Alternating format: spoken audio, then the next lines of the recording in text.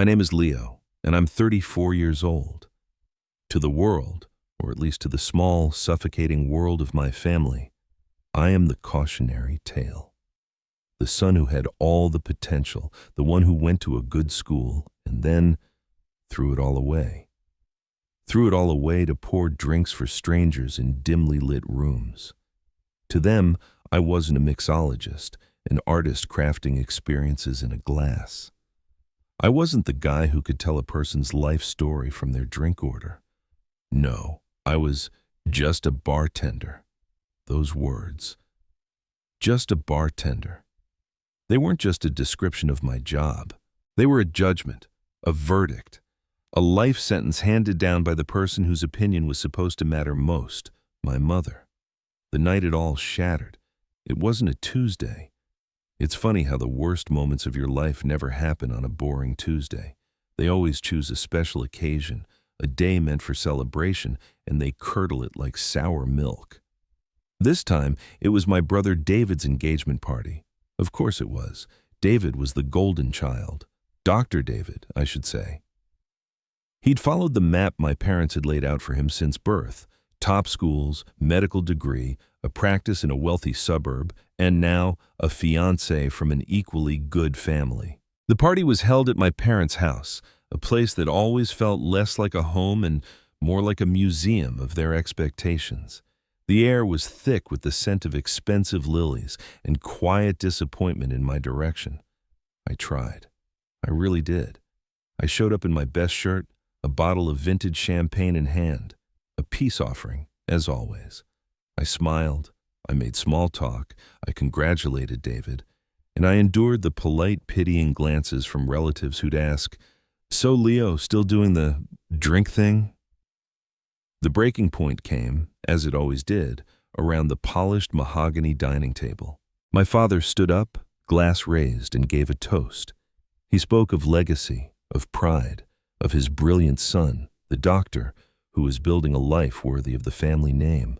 Everyone clapped. My mother beamed, her eyes glistening with tears of joy. She looked at David like he had single-handedly discovered the cure for all human suffering. Then, her eyes found me. Sitting at the far end of the table, the smile didn't vanish, but it changed. It tightened, thinned. It became a mask of strained tolerance. "And Leo," she said, her voice still loud enough for everyone to hear, "we're glad you could make it." The pause was deafening. It was filled with everything she wasn't saying. Later, as I was helping clear some plates, a familiar role for me, the helpful son who couldn't contribute in any other meaningful way, my aunt cornered me in the kitchen. "You know, Leo," she began in that syrupy, concerned tone that was more insulting than any outright criticism, "your mother worries so much. She just wants to see you settled. This bartending life, it's for young people, isn't it? Don't you think it's time to find a real career?" Before I could even form a response, my mother walked in. She had overheard. She placed a hand on my aunt's arm, a gesture of solidarity. "It's all right, Susan," she said, not looking at me. "I've accepted it." She sighed, a long theatrical sigh designed for an audience. Every family has one, I suppose, the free spirit. Then she turned to me. The mask of tolerance fell away, replaced by a look of raw, unfiltered frustration. It was as if my very presence, my very existence, was a personal failure of hers. "I was talking to Mrs. Harrison the other day," she said, her voice low and sharp. Her son just made partner at his law firm. "And here I am, having to explain that my son serves gin and tonics for a living." I felt the familiar heat rise in my chest, the tightening in my throat. I tried to speak. "Mom, it's more than that. I've been working on a project, something big." She cut me off with a wave of her hand, a dismissive, impatient gesture that erased my words before they even left my mouth. And then she said them. The 4 words that would echo in my head for months, the words that became the fuel for a fire I didn't even know I was building. "Oh, Leo, honey," she said, her voice dripping with a condescending pity that was 1,000 times worse than anger. "It's sweet that you have your little hobbies, but let's be realistic." She leaned in, as if sharing a secret. "You're just a bartender." The world seemed to go quiet. The clatter of the party in the next room faded away. All I could hear was that word, just. It was a brand, a label seared onto my skin. Not a man, not a son, not a person with dreams and ambitions, just a bartender. I didn't say anything. I just nodded, placed the stack of plates on the counter, and walked out of the kitchen. I walked past the smiling faces, past my brother holding court, past my father laughing with his future father-in-law. I walked out the front door and into the cool night air, the sound of their laughter chasing me down the driveway. As I sat in my beat-up car, the engine quiet, I gripped the steering wheel until my knuckles turned white. The humiliation was a physical thing, a bitter taste in my mouth. But as I sat there, stewing in that shame, my fingers brushed against a thick, elegant piece of cardstock in my jacket pocket. An invitation. The one that had arrived just that morning. The one that had made my heart pound with a mixture of terror and exhilaration. An invitation to the annual city restaurant and hospitality gala. An envelope addressed not to Leo, the bartender, but to the founder and owner of the Alchemist's Table. The one that officially confirmed my nomination for Best New Restaurant in the City. They thought I was pouring drinks. They had no idea I was building an empire, one cocktail, one perfectly plated dish, one unforgettable experience at a time. They thought I was a failure. They were about to find out how wrong they were. Before I tell you what was written on that invitation and how a single night turned their entire world upside down, I need to ask you something. Have you ever felt completely and utterly underestimated? Have you ever poured your heart, your soul, and every last cent you had into a dream that no one else believed in? If you know that feeling, that fire in your belly when someone tells you what you can't do, then hit that like button and subscribe to my channel. Because my story isn't just about food and drinks. It's about serving up a dish of vindication so cold, so satisfying, they'll be tasting it for years to come. You're going to want to see this. To understand the weight of my mother's words that night, you have to understand that they weren't a single blow. They were the final, crushing strike on a foundation that had been chipped away at for 30 years. My childhood wasn't unhappy in the traditional sense. I had a roof over my head, food on the table, clothes on my back. But a child needs more than that. A child needs to be seen, and in the house of my parents, I was a ghost haunting the edges of my brother's spotlight. David was 2 years older than me, and from the moment he was born, he was perfect. He had my mother's sharp intelligence and my father's easy charm. He hit every milestone early, spoke in full sentences before other kids could say mama, and seemed to absorb knowledge as if by osmosis. I, on the other hand, was the dreamer. The quiet one. The child who was more interested in the patterns Frost made on the window pane than in the multiplication tables my father would drill us on after dinner. This difference was never just a difference. It was a hierarchy. David's successes were family triumphs, celebrated with fanfare. My small victories were footnotes. I remember one afternoon in 4th grade. We both brought home our report cards. David had straight A's, as usual. My father held up the card, his chest puffed with pride. "That's my boy," he boomed. "A mind like a steel trap. He's going to be someone important one day." That evening, David was allowed to choose whatever he wanted for dinner, lobster, which we rarely had, and was gifted the new video game console he'd been wanting. The entire evening was a festival in his honor. My report card was in my hands, feeling flimsy and insignificant.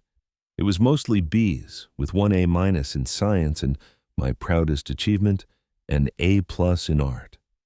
I had spent weeks on my final project, a detailed diorama of a rainforest ecosystem, complete with tiny clay animals and a waterfall made of shimmering cellophane. My teacher had written a personal note on the bottom. "Leo has a remarkable imagination and a wonderful eye for detail, a true artist." I waited for a lull in the praise for David, my heart thumping. Finally, I mustered the courage and held out the card to my father. "I got an A+ in art, Dad." He glanced at it, his eyes skimming over the grades before landing on the art mark. His expression didn't change. He handed it back to me. "That's nice, Leo," he said, his voice flat. He then turned to my mother. "But we need to do something about this B in math. Art is a hobby. Math builds a future. You can't build a house with imagination." A hobby. That word stung. It was the first time I felt that specific brand of dismissal. My passion, the thing that made me feel alive and capable, was relegated to the status of a trivial pastime. There was no mention of my teacher's glowing comment, no celebration for my A+. There was only the problem of the B in math. That night, while David played his new video game, I sat in my room staring at my diorama. For the first time, it didn't look like a masterpiece. It just looked like a box of clay and glue, a childish, useless thing. The dynamic was cemented by 1,000 tiny cuts like this. If David scored a goal in soccer, my father would recount the play to anyone who would listen for weeks. If I won the school's creative writing contest, my mother would say, "Oh, that's lovely, dear," before changing the subject to David's upcoming debate tournament. They weren't cruel people, not in the way you see in movies. They were just blind. Blind to any version of success that didn't fit the blueprint they had designed, a blueprint that was shaped exactly like my brother. David, for his part, learned to play his role perfectly. He was gracious in his victories and masterfully deflected any blame. I remember the incident with the grandfather clock. It was my father's most prized possession, a towering mahogany heirloom that had been in his family for generations. One rainy Saturday, David and I were roughhousing in the living room, something we were strictly forbidden from doing. He made a running leap onto the sofa, misjudged the landing, and slammed into the clock.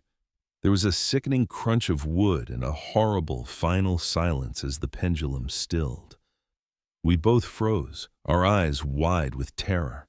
David's mind, that steel trap my father so admired, went to work immediately. "You pushed me," he whispered, his eyes narrowing. "I did not," I gasped, horrified. "Yes, you did. I was just running to the couch and you shoved me from behind." Before I could even process the lie, my parents were there, drawn by the sound. My father's face went white when he saw the splintered wood and the silent clock.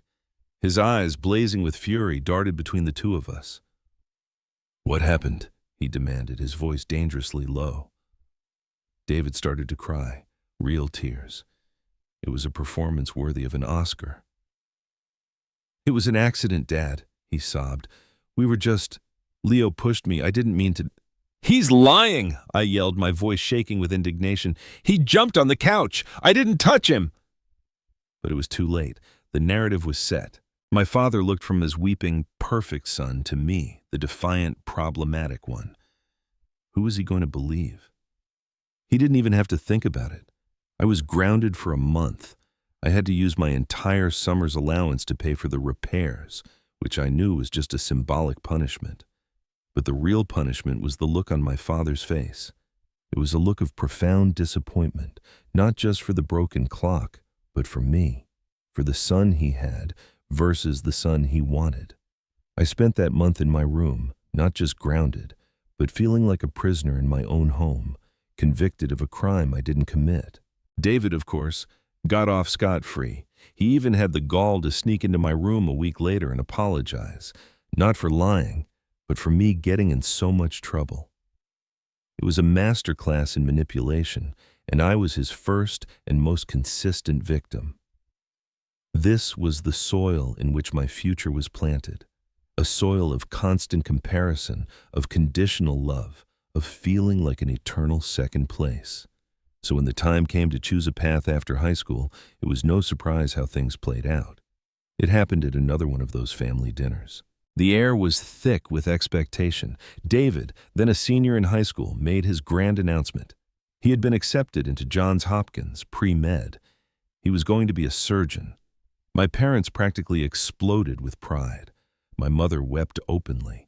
My father pulled out a bottle of 25-year-old scotch that was reserved for the most monumental of occasions. Toasts were made. The future of the family was secure. Dr. David. It had a nice ring to it. Then, all eyes turned to me. I was a junior, and the pressure was on. "So, Leo," my father said, clapping me on the back, still glowing from David's news, "we've got one doctor in the family. What's it going to be for you? Law? Finance? Your mother and I will support you in whatever you choose. You know that." Whatever you choose. The words hung there, a promise that I knew, instinctively, was a lie. There was an unspoken addendum. As long as it's on our approved list of acceptable careers. My heart hammered against my ribs. For years, I had been nurturing a secret passion. It started with my fascination for my grandmother's cooking, the way she could transform simple ingredients into something magical. It grew as I started experimenting myself, saving up my allowance to buy cookbooks instead of comic books. It blossomed into a full-blown obsession with the chemistry of flavor, the art of presentation, the theater of a well-run restaurant. I didn't just want to cook. I wanted to create experiences. I wanted to build a world where people could escape for a few hours, a place of warmth and wonder. I took a deep breath. I've been thinking, I want to go to culinary school. Silence. The joyous atmosphere in the room evaporated. My father's smile froze on his face. My mother stared at me as if I had just announced my intention to join the circus. David was the first to speak, a short, sharp laugh. "You want to be a cook?" he scoffed. "Leo, that's not a career. That's what people do when they drop out of college." My father finally found his voice. "Don't be ridiculous, Leo," he said, his tone shifting from celebratory to stern. "You're a smart boy. You have potential. You're not going to throw it all away to flip burgers. It's a phase. You'll apply to business school like we discussed." "It's not a phase." The words burst out of me, louder than I intended. "It's what I love. It's an art. It's what I'm good at." My mother finally spoke, her voice laced with a deep, weary disappointment. "Leo, darling," she said softly, which was always more painful than when she yelled.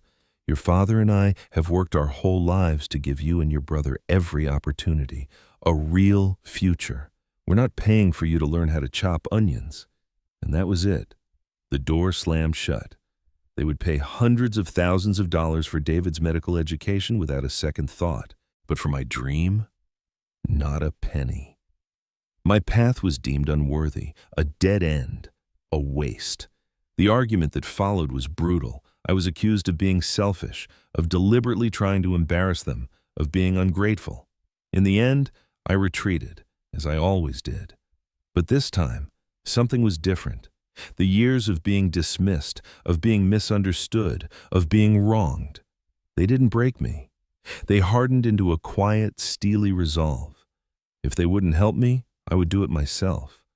That fall, while David was off at his prestigious university, his dorm room decked out with everything my parents could buy him, I enrolled in a local community college and got a job. Not as a cook, no one would hire a kid with no experience, but as a dishwasher at an old Italian restaurant downtown called Mama Carlotta's. The work was brutal. I'd attend classes in the morning and then work from 4 p.m. until 2 a.m., 6 days a week. I'd come home, my body aching, my hands raw and smelling of grease and bleach, and fall into bed for a few hours before doing it all over again. My parents saw my exhaustion as proof that I was failing, that I would soon come to my senses and beg to be put on the right path. They didn't see the fire in my eyes, because I wasn't just washing dishes. I was watching. I was listening. I was learning. I saw how the head chef, a terrifying barrel-chested man named Rico, commanded the kitchen like a general. I saw the dance of the line cooks, the rhythm and flow of a busy service. I saw the way a simple plate of pasta could make a customer's face light up. I was in the trenches, but I felt like I was at the greatest university in the world. I was paying my dues. It was during this time that I discovered the world of cocktails. It was a happy accident. One of the bartenders at Mama Carlotta's quit in the middle of a busy Friday night, and in a moment of sheer desperation, Rico yelled, "Leo, you know how to pour a beer? Get out there." I was terrified. But as I stood behind the bar, the chaos of the restaurant in front of me, something clicked. It was another kind of kitchen, another kind of creation. I started simple, with beers and basic mixed drinks. But soon, I was hooked. I started reading every book I could find on mixology, on the history of spirits, on the science of distillation. This new passion led me to my next job and to the person who would change my life. I left the comforting chaos of Mama Carlotta's for a position as a bar back at the Cypress Room, a legendary old-school hotel bar. It was the kind of place with dark wood, worn leather, and bartenders who had been there for decades.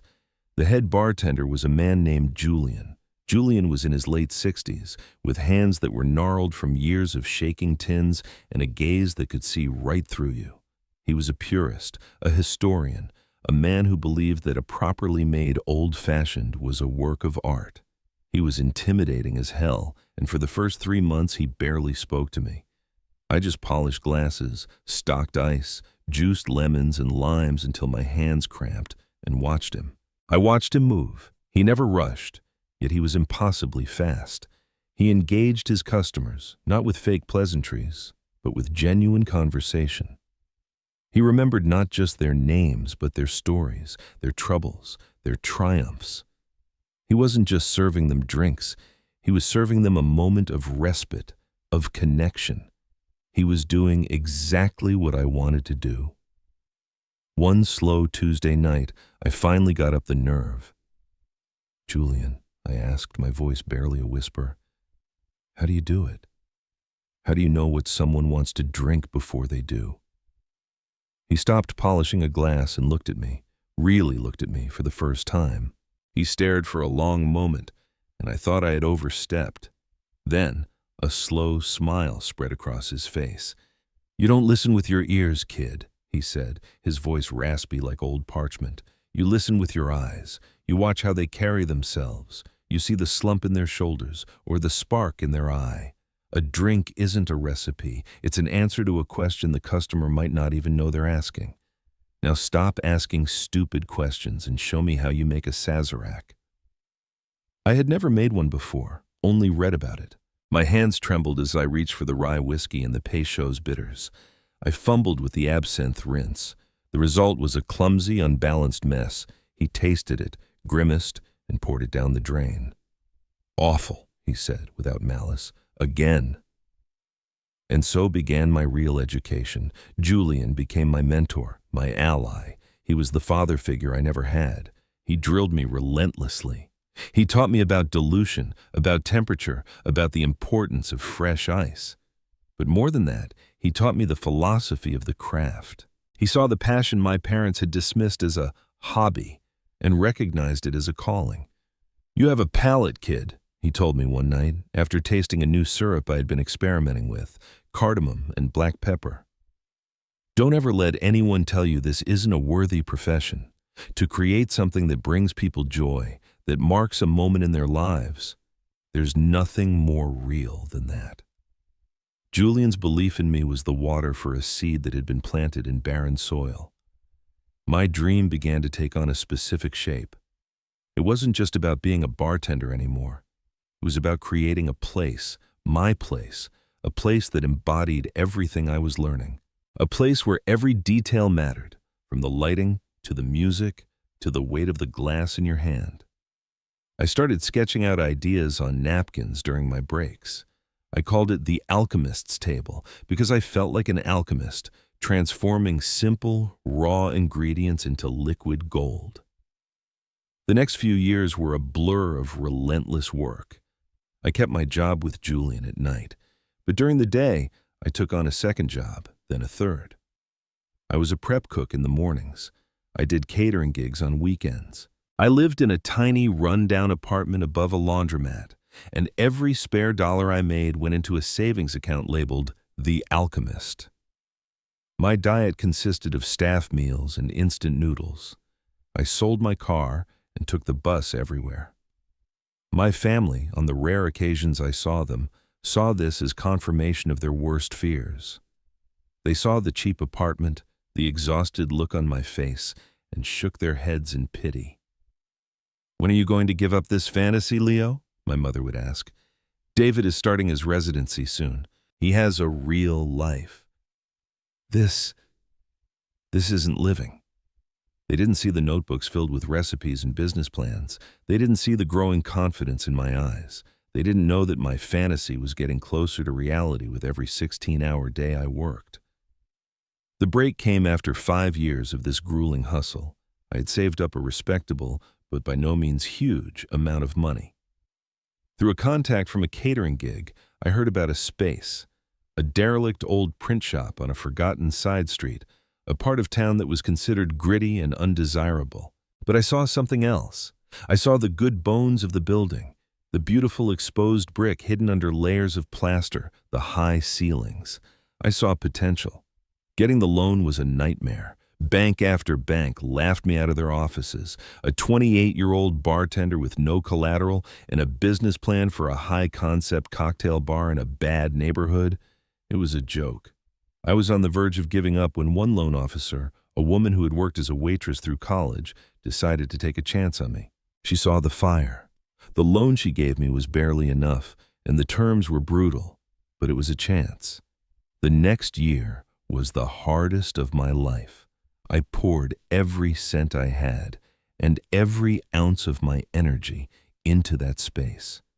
I couldn't afford a big construction crew, so I did most of the work myself, with the help of Julian, who had recently retired, and a few friends I had made in the industry. I was the designer, the contractor, the plumber, the painter. I learned how to sand floors, how to wire lighting, how to build a bar from reclaimed lumber I salvaged from an old barn. My hands, once just calloused from shaking tins, were now permanently scarred and stained with paint and wood varnish. Every single detail of the alchemist's table was a piece of my story. The bar top was made from the wood I had salvaged myself. The shelves were lined with jars of my own infusions and bitters, the children of those early experiments in my tiny apartment. I commissioned a local artist to create custom glassware. The menu wasn't just a list of drinks. It was a book of stories, with each cocktail named after a literary character or a historical event that had inspired its creation. It was my soul, made tangible. I didn't tell my family. What was the point? They wouldn't understand. They would only see the risk, the dirt under my fingernails, the location in a bad part of town. They would have called it another one of my foolish fantasies. So I built my dream in silence. The week before we were scheduled to open, I was standing in the middle of the finished space. The lights were low, the music was playing softly, the glassware gleamed. It was more beautiful than I had ever imagined. Julian came and stood beside me, placing a heavy hand on my shoulder. "You did it, kid," he said, his voice thick with emotion. "You built a cathedral." I felt a tear slide down my cheek. It was a tear of pure, unadulterated exhaustion and overwhelming pride. I had done it, on my own terms, without a single dollar or a single word of encouragement from the people who were supposed to be my biggest supporters. And as I stood there, taking it all in, I had no idea what was coming. I had no idea that this small hidden bar on a forgotten street was about to become the talk of the town. I had no idea that my silent secret success was about to collide with my family's loud public judgment in the most spectacular way possible. And I certainly had no idea that an invitation to a fancy gala would become the fuse that would ignite it all. Of course, the foundations were laid, the dream was built in secret, and the doors were open. But a dream is a fragile thing until it's tested in the real world. And my family, they were about to become the most unwilling test subjects imaginable. Let's raise the curtain on the main event. The first few weeks after the alchemist's table opened were a quiet, terrifying, beautiful blur. There was no grand opening party, no press release. I couldn't afford it, and besides, that wasn't the point. I believed, as Julian had taught me, that true quality is its own advertisement. We opened our doors on a Tuesday, And for the first few nights, the only customers were a handful of curious locals and friends from the industry who came to show support. It was slow. There were moments, standing in the near-empty room that had consumed my life for a year, that a cold dread would wash over me. A voice that sounded suspiciously like my father's would whisper in my ear, "You see, a fantasy. You threw it all away for an empty room," but I held on to Julian's words. "Patience, kid. Let them find you. Build it right, and they will come." And they did. Slowly at first, then all at once. It started with a single food blogger, one with a small but dedicated following of serious foodies. She wrote a post, not about the food or the drinks, but about the feeling of the place. She wrote about the weight of the glasses, the stories on the menu, the bartender who listened more than he talked. That small post sent a ripple. A few more adventurous diners came in. They told their friends. The ripple grew into a wave. Within a month, we were busy every night. Not just busy, but humming with a specific kind of energy, the energy of discovery. People came in, their eyes wide, taking in the brick in the low light, and you could see them realizing they had stumbled upon a secret. I worked behind the bar every single night, from open to close. I was the owner, but I was also the host, the face, and the heart of the place. I learned the names of my regulars. I heard their stories. I served them drinks that weren't just recipes, but answers to their unasked questions. I was exhausted, but it was the most exhilarating exhaustion I had ever known. I wasn't just a bartender. I was a creator of worlds, if only for a few hours each night. The moment everything changed came on a Thursday, about 2 months after we opened. A woman came in and sat at the bar by herself. She was unassuming, dressed simply, and ordered a classic Negroni. She didn't say much, but she watched everything. I treated her the same way I treated everyone, with quiet respect and attention. I talked to her about the history of Campari. I recommended a small plate of our salt cod croquettes to pair with the bitterness of her drink. She stayed for an hour, paid her bill, and left with a simple, "Thank you, that was lovely." I didn't think anything of it until the following Wednesday. My phone started buzzing before I was even out of bed. It was Julian. "Kid," he said, his voice crackling with excitement, "have you seen it?" "Seen what?" I mumbled, still half asleep. "The Metropolis magazine, the food section. Go buy a copy, now." My heart hammered in my chest. I threw on clothes, ran down to the corner store, and grabbed the magazine. And there it was. A full 2-page spread. The headline in huge letters read, "The Alchemist's Gold, a star is born on a forgotten street." It was the woman from the bar. She was Andrea Carmichael, the most feared and respected food critic in the city. Her review, it wasn't a review, it was a love letter. She wrote about the soul of the place. She called my cocktails liquid poetry, and the atmosphere a sanctuary from the modern world. She ended the piece with a line I will never forget. "The Alchemist Table is not just the best new restaurant in the city. It is a reminder of what a restaurant can be, a deeply personal, profoundly magical act of creation. The owner, Leo, is not a bartender. He is a visionary." A visionary. I stood on the street corner, reading those words over and over again, the city noise fading into a dull roar. The validation was so absolute, so powerful, it felt like a physical force. It was everything I had ever wanted someone to see, written down for the entire city to read. That day, the phone started ringing. It didn't stop. Our online reservation system crashed. We were booked solid for the next 3 months. The secret was out. A week later, the thick cream-colored envelope arrived. The invitation, the one from the end of my story at David's engagement party, the City Restaurant and Hospitality Gala. It confirmed my nomination, my win. Andrea Carmichael had winked at me in a follow-up email for Best New Restaurant. My first instinct was terror. A gala, A ballroom filled with the exact kind of people my parents idolized, a world of judgment and status. I didn't belong there. I called Julian, my voice shaking. "I can't go. It's not me, Julian." There was a long silence on the other end of the line. Then he said, his voice firm but kind, "Listen to me, kid. You spent years in the dark, in the dirt, building this thing with your own two hands. You built a cathedral. You don't build a cathedral and then hide it in a cave because you're afraid of what the people outside will think. You are the owner of the alchemist's table. You are a visionary. Now go buy a damn tuxedo and claim what's yours." He was right. Avoidance was the old me. It was time to own my success, literally. I RSVP'd. And then, a week before the event, the universe decided to add its own little twist of dramatic irony. My phone rang. It was my mother.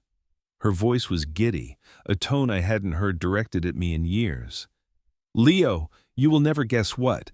Mr. Thompson, David's fiancé's father, the investor, he has invited us all to the restaurant gala. Can you believe it? A whole table. It's the biggest networking event of the year. Your father is thrilled. It could mean so much for his business. And for David, of course, to be seen with a man like that." I stood in my small apartment, the gala invitation on my counter, and a slow, cold smile spread across my face. It was too perfect. It was cosmic. "That's great, Mom," I said, my voice carefully neutral. "Yes, and you have to come," she chirped. "Mr. Thompson insisted the whole family be there. It's a black tie affair, Leo, so please, for me, for one night, can you make an effort? Get a proper haircut. Wear a nice suit. No, weird artist clothes. Just try to look presentable. And please don't talk to Mr. Thompson about your bartending. Let your father and David do the talking. We just want to make a good impression. Don't embarrass us." She didn't say it, but I heard it. The familiar sting was there, but this time it was different. It wasn't a wound. It was a quiet hum of power. "Don't worry, Mom," I said, looking at my reflection in the dark window. "I'll be there. I promise I'll make an impression." The night of the gala arrived. The ballroom was a sea of glittering gowns and tailored tuxedos, the air buzzing with champagne-fueled conversation. I arrived alone, deliberately early.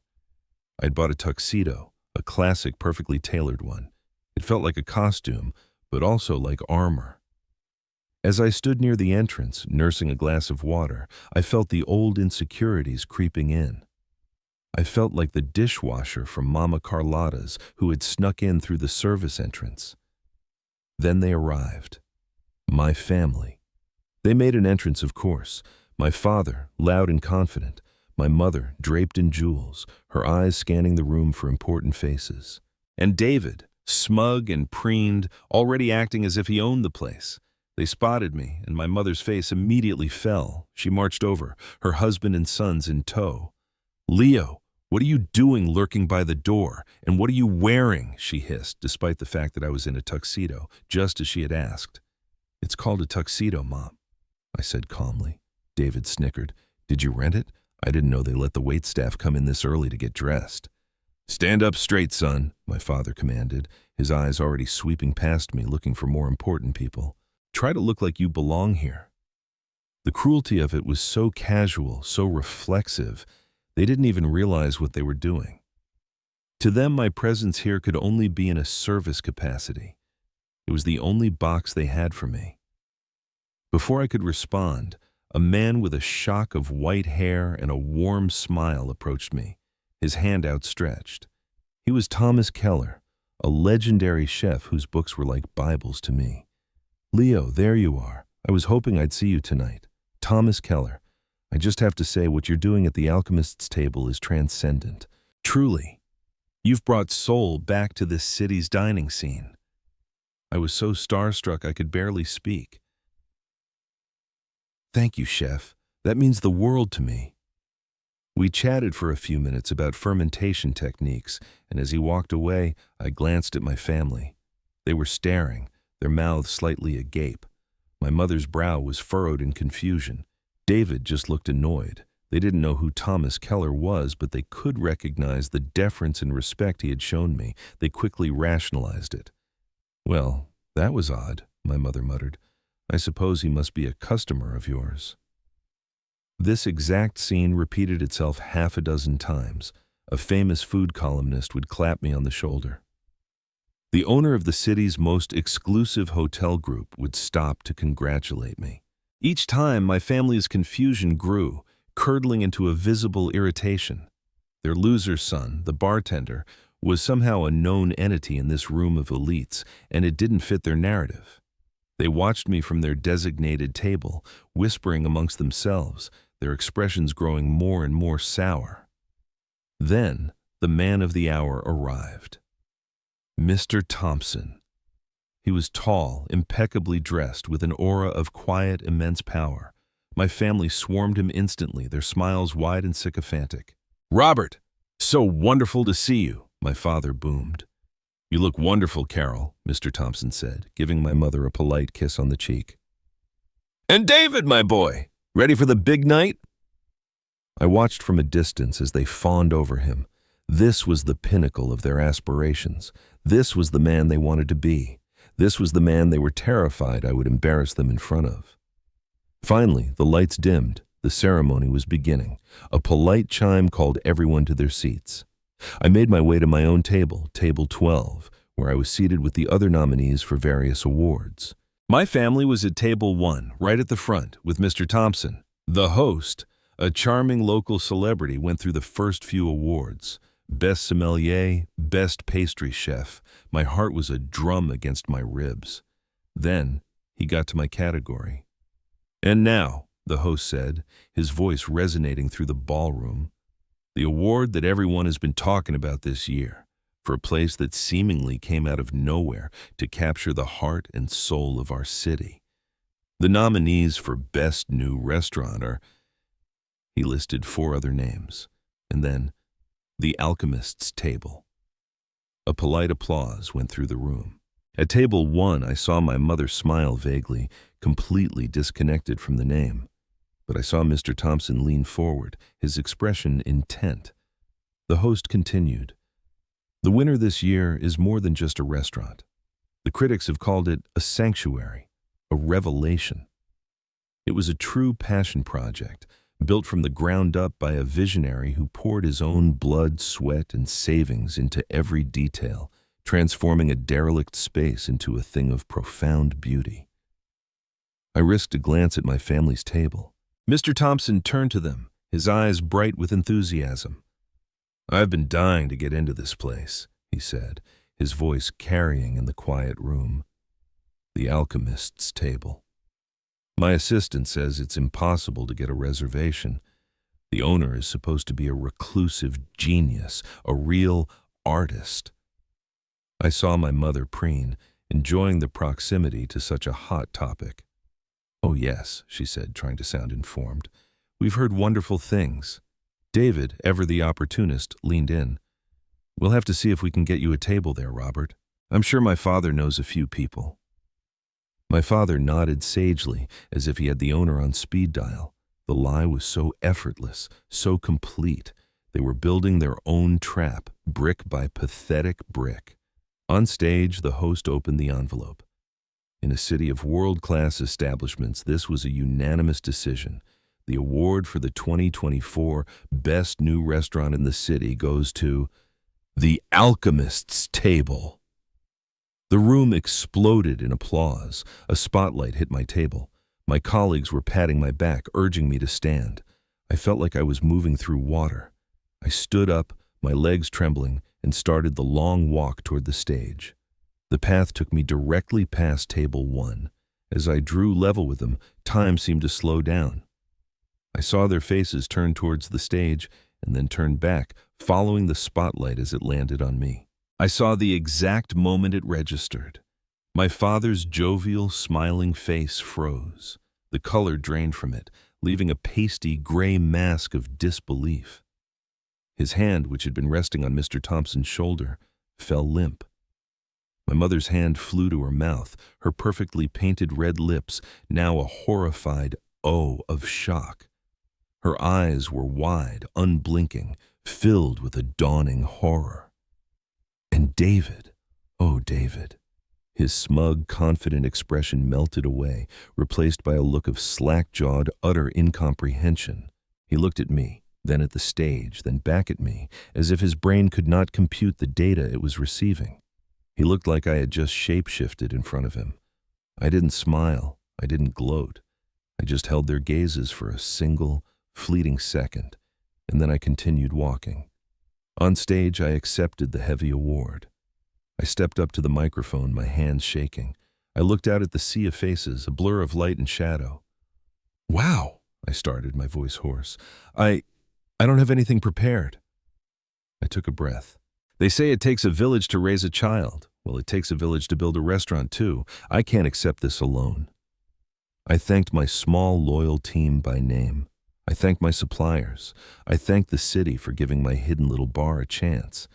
And then I looked towards the back of the room, where I saw a familiar, gnarled old man in a rented tuxedo, weeping openly.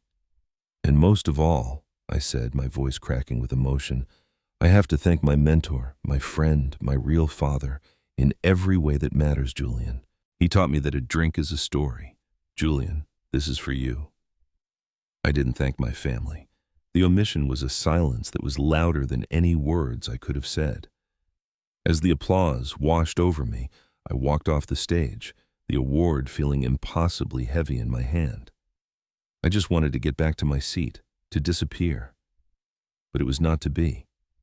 Before I could escape, a hand grasped my arm. It was Mr. Thompson. His face was split in a wide, genuine grin. "Leo, my God, son, so you're the reclusive genius. Congratulations, that was incredible." He was bubbling with an enthusiasm that was clearly not faked. He then turned and, with his hand still on my arm, pulled me toward table 1, towards my family, who were still sitting there, frozen like figures in a wax museum. "Richard! Carol!" Mr. Thompson boomed, his voice full of jovial delight. "You sly dogs! You are hiding him from me. Your son is the man of the hour, the talk of the town. Why on earth didn't you tell me you were related to the most brilliant new restaurateur in the city?" This was it, the moment of reckoning. The spotlight was no longer on me, but on them. They were trapped, exposed in front of the one man in the world they most wanted to impress. My father scrambled to his feet, a ghastly, forced smile plastered on his face. He clapped me hard on the back. "Ha! Yes, our Leo. He's always been full of surprises, so humble, you know, never wants to make a fuss." My mother rushed to my side, trying to hug me, her hands trembling. "Leo, darling, congratulations," she whispered frantically, her eyes screaming with panic. "Why didn't you tell us? We had no idea." David just stood there, silent, his face a pale, sickly shade of green. His world had been turned on its axis, and he hadn't found his footing yet. But Mr. Thompson was a man who had built an empire by reading people. He was no fool. He looked at my father's forced hardiness, my mother's panicked whispers, my brother's stunned silence. He looked at the award in my hand, and then he looked at me, at my quiet, non-reactive face, and he understood. He understood everything in an instant. His broad smile didn't disappear, but it changed. It became cooler, more professional. The warmth receded from his eyes, replaced by a sharp, assessing glint as he looked back at my family. He had seen the truth. And in that moment, in his eyes, my family had lost something far more valuable than a business deal. They had lost respect. And the power in our family, a force that had been fixed for my entire life, had just shifted, permanently and seismically, on its axis. The moments after Mr. Thompson's booming, cheerful, and utterly devastating question hung in the air like thick, unbreathable smoke. His words, "Why on earth didn't you tell me you were related to the most brilliant new restaurateur in the city?" were not an accusation, but they landed with the force of a guilty verdict. My family, who had spent a lifetime as the prosecution, the judge, and the jury in the court of my life, were suddenly standing in the dock. They were paralyzed. The three of them, my father, my mother, David, stood frozen in a tableau of horror. Their forced smiles were grotesque masks, their eyes wide with a frantic, cornered animal panic. They were scrambling for a foothold on a cliff face that had just crumbled beneath them. My father was the first to recover, or at least to attempt a recovery. He resorted to his default setting, loud, blustering denial. A booming laugh erupted from his chest, a sound so false and hollow, it seemed to suck the air out of the space around him. "Ha! That's our Leo!" he roared, clapping me on the shoulder again, this time with enough force to make me stumble. The award in my hand felt like a lead weight, always playing things close to the chest, so humble, never one for the spotlight, this kid. Takes after his mother's side, he finished, a desperate, flailing attempt at a joke. Mr. Thompson's polite smile didn't waver, but his eyes, sharp and intelligent, flickered with something I recognized: disappointment. He had seen the truth. My mother, meanwhile, abandoned all pretense of public composure and rushed to my side, her fingers gripping my arm. Her perfectly manicured nails dug into the fabric of my tuxedo. "Leo, darling, we're so proud," she whispered, her voice a frantic, sibilant hiss meant only for me, though I'm sure everyone at the table could hear it. This is wonderful. Why didn't you tell us? We had no idea. We could have helped. We would have invested. We're your family." The words tumbled out, a desperate torrent of revisionist history. In her mind, she was already rewriting the narrative, transforming years of dismissal into a simple, forgivable lack of information. David said nothing. He was a statue carved from rage. His face was pale, his jaw clenched so tightly I could see the muscles twitching in his cheek. His eyes, when they met mine, were not filled with confusion anymore. They were filled with a pure, unadulterated venom. He wasn't just shocked. He was betrayed. In his world, I had broken the cardinal rule. I had outshone him. I had stolen the spotlight he believed was his birthright, and I had done it in front of the one person whose respect he craved most. I looked at their three frantic, panicked faces. The father trying to lie his way back to authority, the mother trying to emotionally manipulate her way back to relevance, the brother burning with a jealousy so hot it was practically visible. And for the first time in my life, I felt nothing. The old sting was gone. The familiar ache of wanting their approval had vanished. In its place was a strange, calm, and profound sense of detachment. It was like watching a play and suddenly realizing you were no longer one of the actors, but a member of the audience. I knew, in that moment, that the most powerful thing I could do was not to argue, not to recriminate, not to finally unload the 30 years of hurt I had carried. The most powerful thing I could do was to refuse to play the game. I turned my attention to Mr. Thompson, deliberately ignoring my family. "Thank you, sir," I said, my voice steady. "Your congratulations mean a great deal. I'm a great admirer of the properties you've developed." Mr. Thompson's warm smile returned, this time directed solely at me. "The admiration is mutual, son. I have a feeling you and I will be talking soon." He gave my family a final, coolly polite nod, then turned and walked away, melting back into the crowd. His departure was a quiet dismissal, and it left my family stranded on their island of humiliation. The instant he was out of earshot, the facade shattered. "What the hell was that, Leo?" my father hissed, his voice dropping to a furious whisper. "How could you do this?" my mother cried, her voice cracking. "You made us look like fools, like we're not even a family." I looked from one to the other, and then I did something I had never done before. I gave them nothing. No explanation, no apology, no anger. "Excuse me," I said, my voice quiet but firm. "I need to go and thank my team." I turned my back on them, on all of it. I extricated my arm from my mother's grasp, ignored my father's sputtering rage and the laser beam of hatred coming from my brother, and I walked away. Every step was a declaration of independence. I didn't run. I walked with a deliberate, steady pace, feeling their eyes burning into my back. I didn't need to stay and watch them unravel. My victory wasn't in their defeat. It was in my own freedom from needing to see it, but I did catch a glimpse. As I reached the far side of the ballroom, I paused, pretending to check my phone, and looked back. The scene I had left was one of quiet, brutal chaos. Mr. Thompson was gone. My family stood alone, a tight, miserable huddle. My father was gesticulating wildly, his face red. My mother was dabbing her eyes with a napkin. David had his back to them, his shoulders rigid. They were arguing. The perfect family portrait had not just been cracked, it had been thrown on the ground and stomped into a million pieces.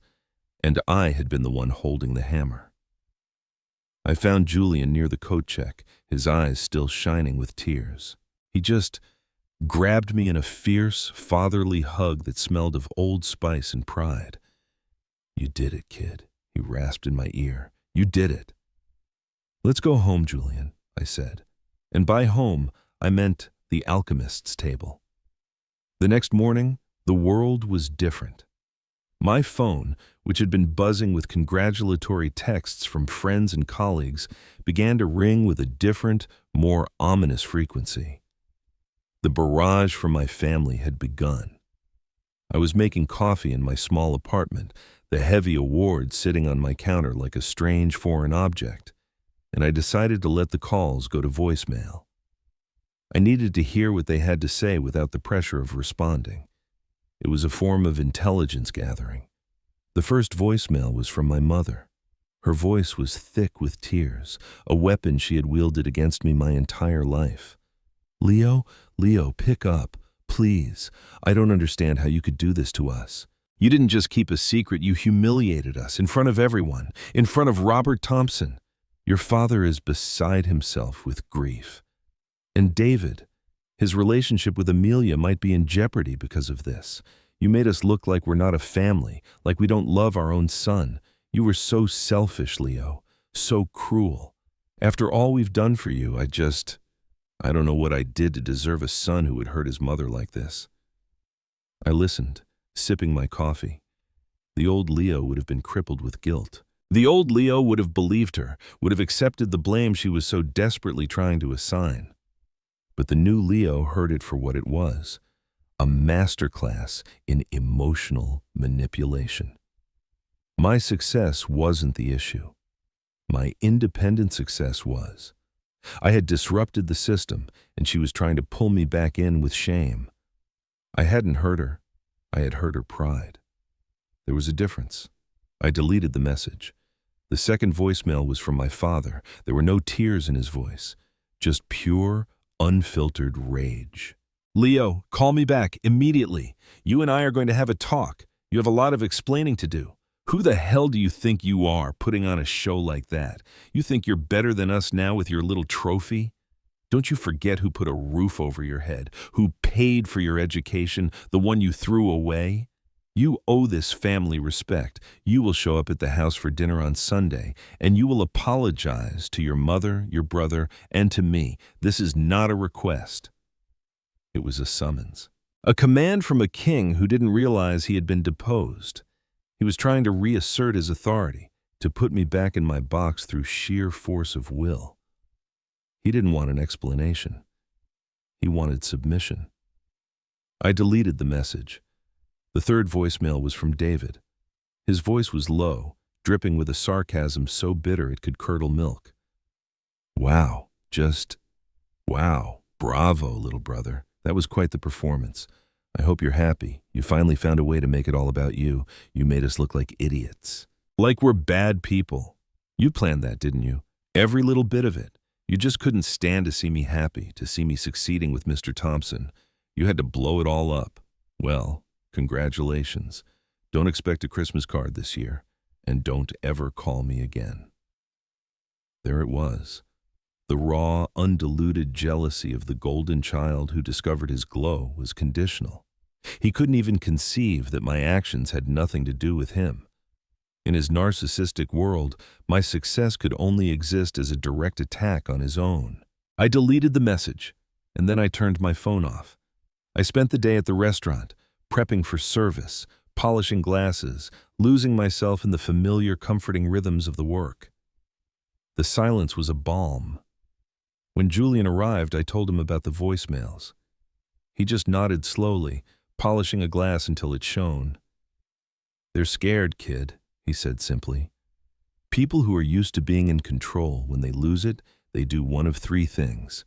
They cry, they yell, or they blame. Looks like you got the trifecta." "What do I do, Julian?" I asked. "Nothing," he said, placing the clean glass on the rack. "You do nothing. You keep living your life. You keep running your beautiful restaurant. Their storm is not your storm. You don't have to stand in their rain."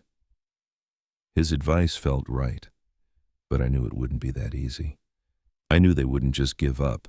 If I wouldn't come to their storm, they would bring their storm to me. And they did.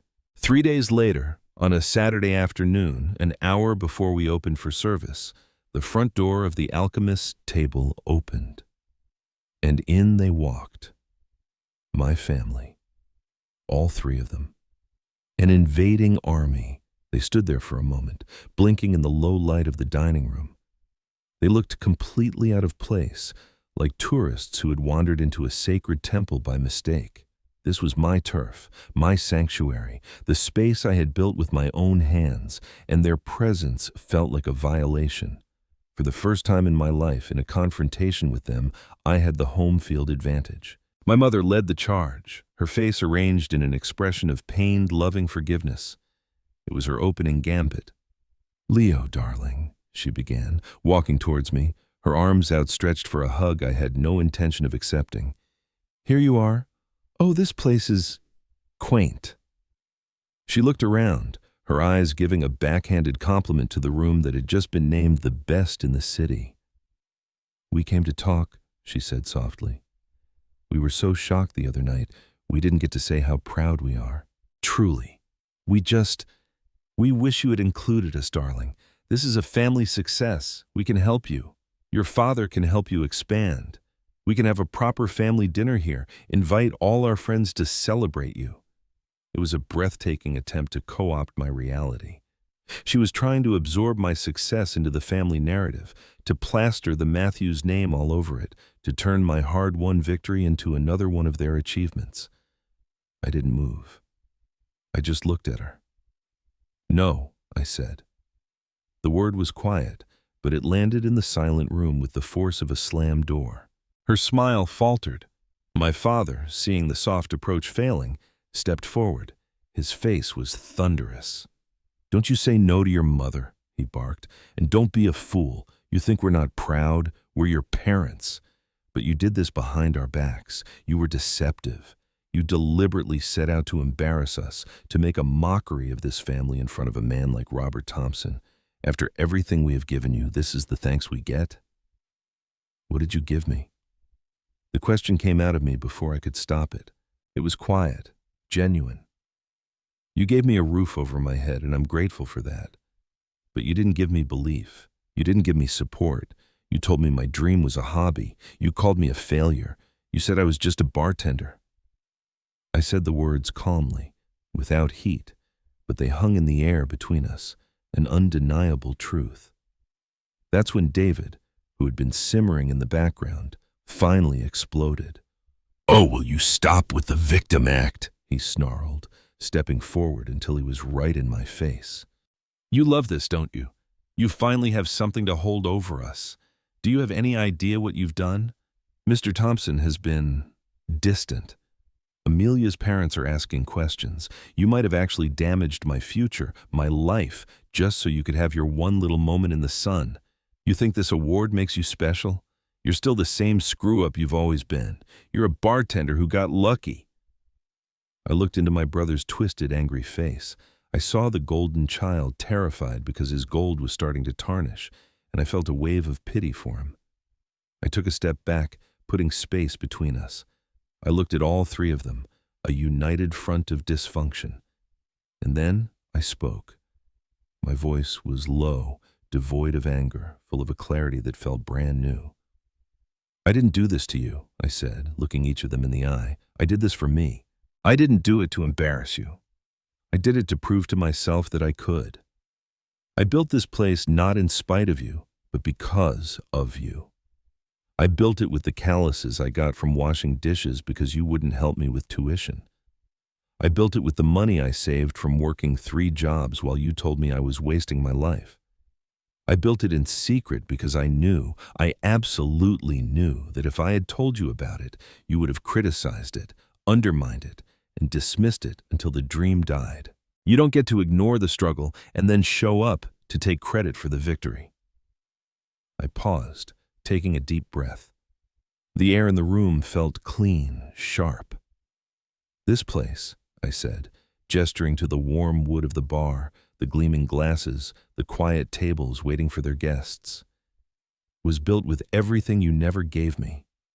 It was built with Julian's faith, with my own sweat, and with the belief that what I do has worth, even if you can't see it. I walked over to the front door and opened it. The sounds of the city street trickled in. I'm not going to have this argument, I said. I'm not your failure anymore, and I'm not your trophy.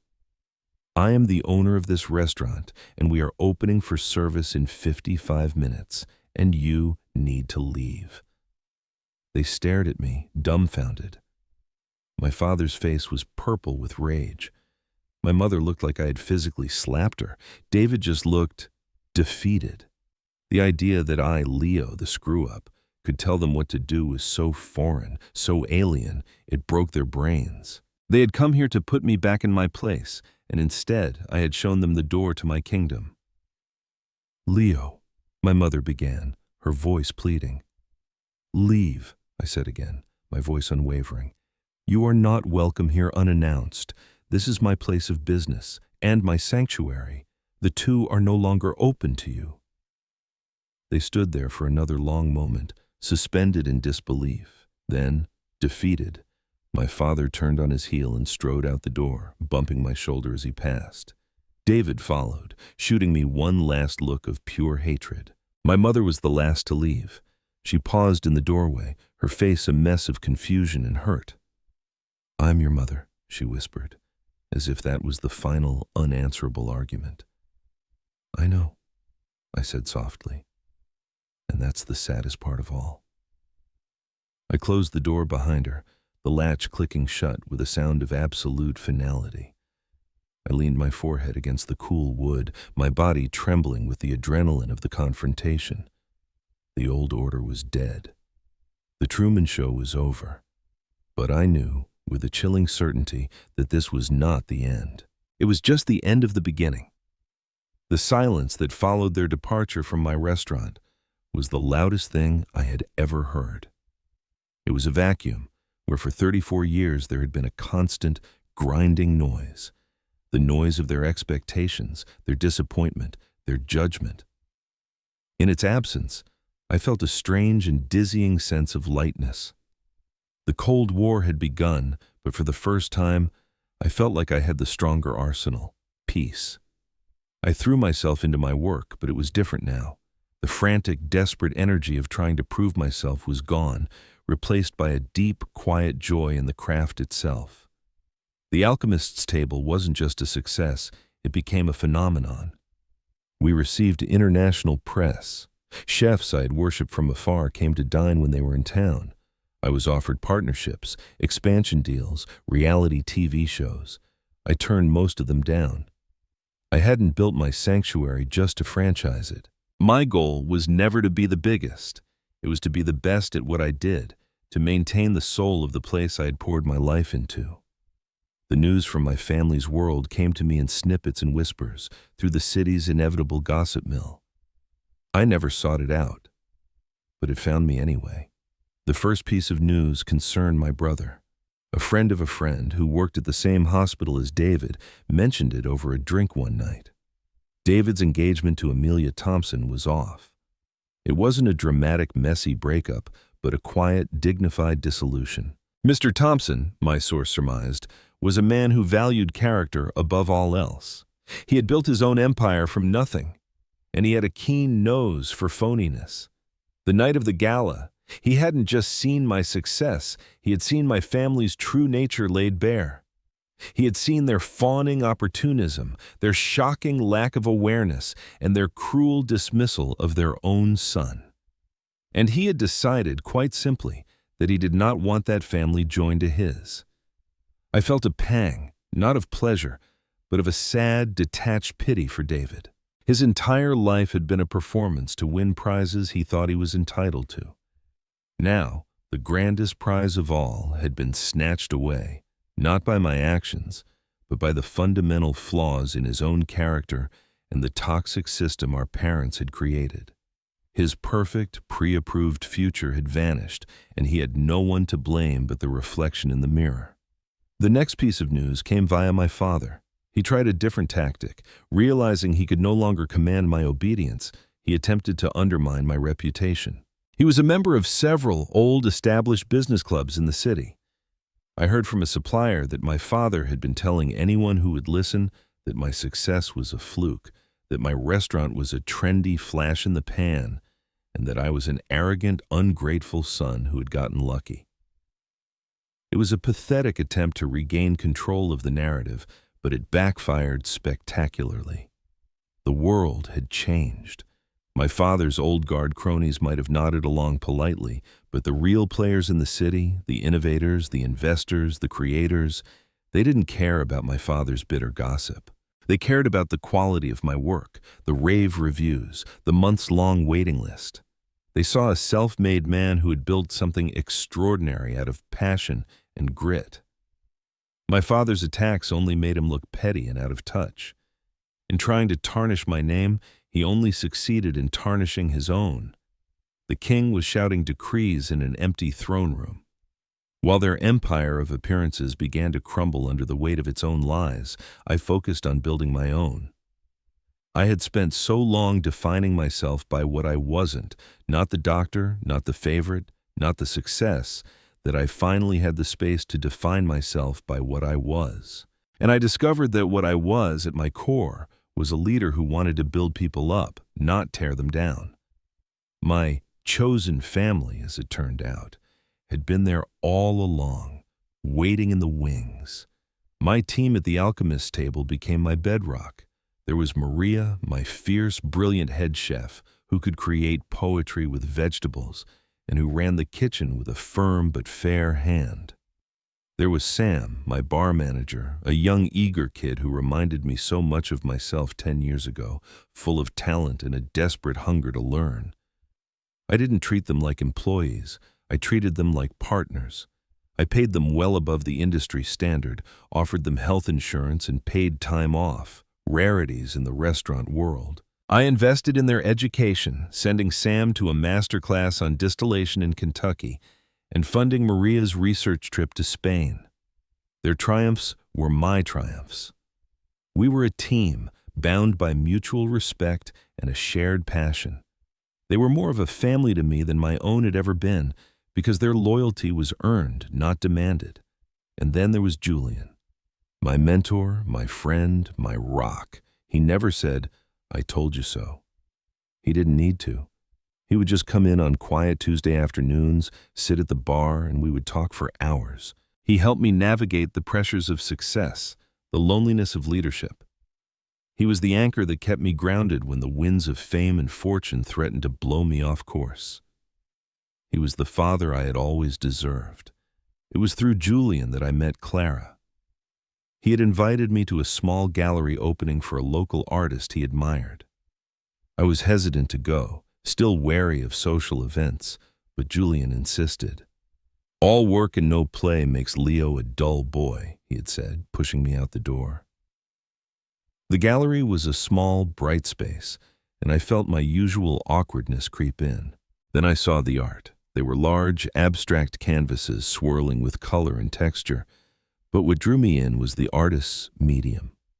She painted with natural pigments she made herself, from crushed minerals, from botanicals, from clay and ash. She was an alchemist, just like me. She was standing near one of her pieces, talking to a guest. She was tall, with paint smudges on her cheek and an intense, intelligent look in her eyes. When she laughed, it was a full, uninhibited sound that seemed to fill the room. I was captivated. Later, Julian introduced us. Her name was Clara. We started talking, and it was as if we were speaking a language only we understood. We talked about the process of creation, about the magic of transforming raw materials into something that could evoke emotion. She understood the obsession, the sacrifice, the solitary nature of pouring your soul into your work. She didn't ask me what it was like to win an award. She asked me what it felt like the moment I perfected my cardamom and pepper syrup. She saw me, the real me, not the caricature from the magazines. Our relationship grew slowly, organically, built on a foundation of mutual respect. She had her own studio, her own ambitions. She had also struggled against her own family's expectations. She understood the need for boundaries, the quiet strength it took to walk your own path. With her, I didn't feel like a story or a headline. I felt like a man. She was the final beautiful piece of my new life, a life built by choice, not by obligation. About a year after the gala, after a long period of complete radio silence, the first olive branch appeared. It was a text message on a rainy Sunday morning. It was from my mother, Leo. I know I have no right to ask this, but I miss my son. I would be so grateful for a chance to see you, to talk, if you're willing. There was no demand, no guilt trip, no manipulation. It was the simplest, most honest communication she had ever sent me. The old me would have been suspicious, wary of the trap. But a year of peace had changed me. I wasn't afraid anymore. I agreed to meet her, but I set the terms. Not my restaurant, not their house. A neutral coffee shop in a part of town neither of us frequented. She was already there when I arrived. She looked smaller. The proud, imperious armor she always wore seemed to have been stripped away. She looked tired, and for the first time, she looked her age. The conversation was stilted and awkward at first. She asked about the restaurant. I asked about her garden. Then she took a deep breath and looked at me, her eyes welling with tears. But these were different tears. They weren't for show. They were real. "We were wrong, Leo," she whispered, her voice trembling. "I was wrong. I was so caught up in the life I thought we were supposed to have, the image I thought we were supposed to project. I couldn't see you. I couldn't see the wonderful, talented man you were becoming right in front of my eyes. I just saw the son who wasn't following the plan, and I am so sorry." She told me about the fallout. David was a ghost. He had lost his fiancée, and with her, the future he had been promised. He blamed me. He blamed them. He blamed the world. He was bitter and isolated, trapped in a prison of his own resentment. My father had retreated into a shell of stubborn, wounded pride, refusing to admit he had made a mistake, and in doing so, had pushed everyone away.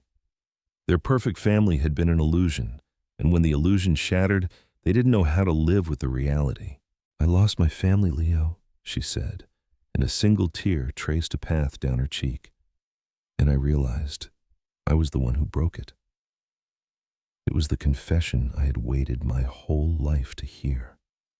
And when it came, it wasn't with a triumphant rush of vindication, but with a wave of profound, aching sadness.